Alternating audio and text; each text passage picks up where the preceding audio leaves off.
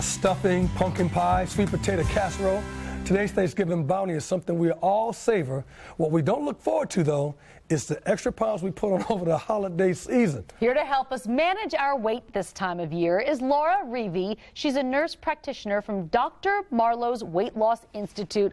Laura, happy Thanksgiving. Thank you for being here today. Thank you for having me. We know this can be kind of a tricky time of year because a lot of us gain quite a few pounds. On average, how much weight do we gain? Yeah, so research studies have shown that most adults will gain about 5 to 10 pounds during the holiday season.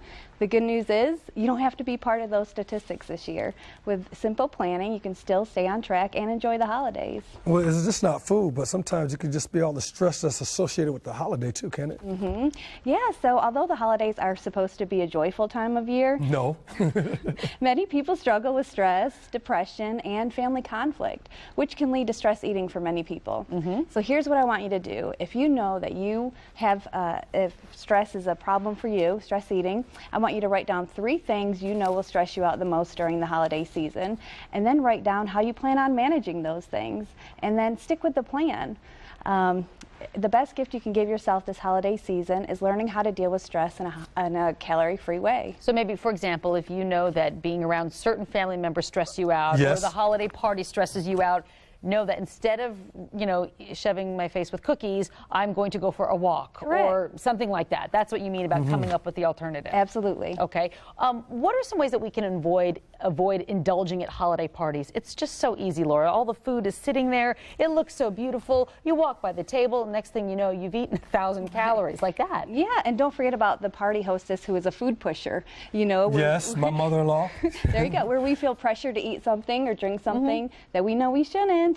And so the best way out of that situation, experts say, is using something called the broken record technique. Which is? Which is saying no over and over and over again and not feeling bad about it.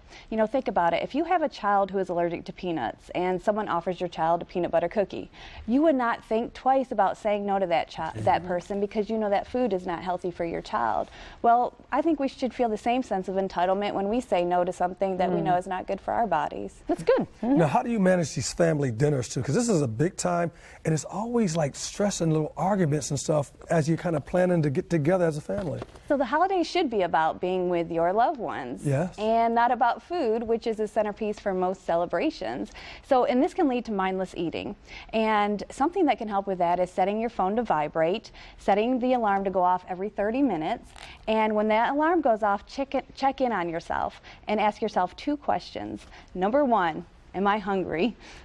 And number 2, do I have food in my hand? And if you find that you are eating And you're not hungry. No. Exactly. Right. Step away from the food and, go strike up a conversation with a relative you haven't seen in a while.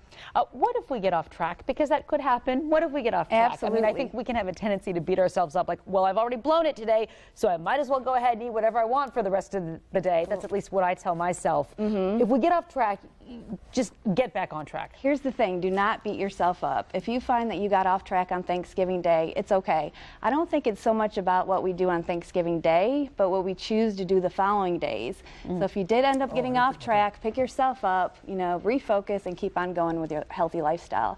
Remembering the fact that the most important part about the holidays is not what's sitting on the kitchen table, but about who's sitting around you at the kitchen table. And enjoy the holidays. Focus more on that instead of the food. Absolutely. I say to you as you sit there with all that food in front of you right now, you can reach Dr. Marlowe's Weight Loss at 704-348-4000,